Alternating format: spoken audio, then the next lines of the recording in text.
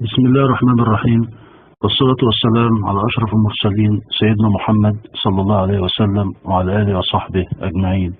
صلوا عليه وسلموا تسليما.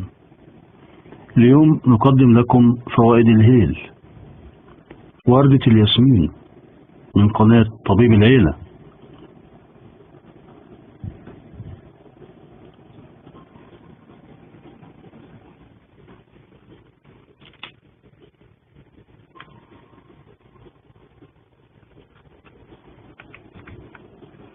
ماذا تعرف عن الهيل؟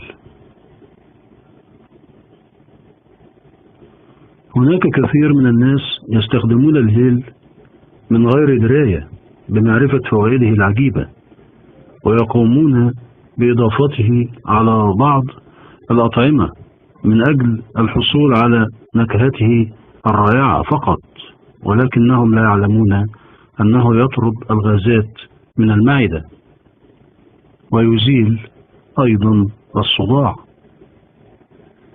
كما أن تناوله عند الخروج من المنزل يمنحك نفسا منعشا ويحميك من ضربة الشمس، ويعالج التهاب الحلق والربو والسعال الديكي، وينظم إفرازات العصارات المعدية، ويطرد السموم من الجسم، ومفيد كذلك في علاج مشاكل التبول وآلام الأسنان واللثة والقيء، ويساعد في تحسين الصوت.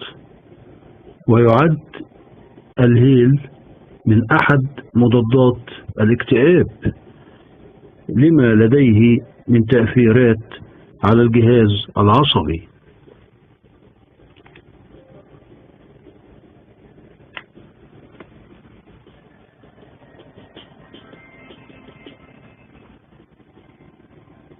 شكرا لكم، مع تحيات قناة طبيب العيلة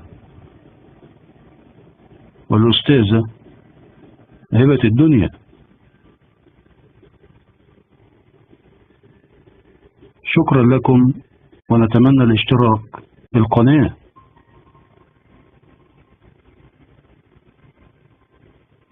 وعمل مشاركة مع الفيديو لتعم الفائدة.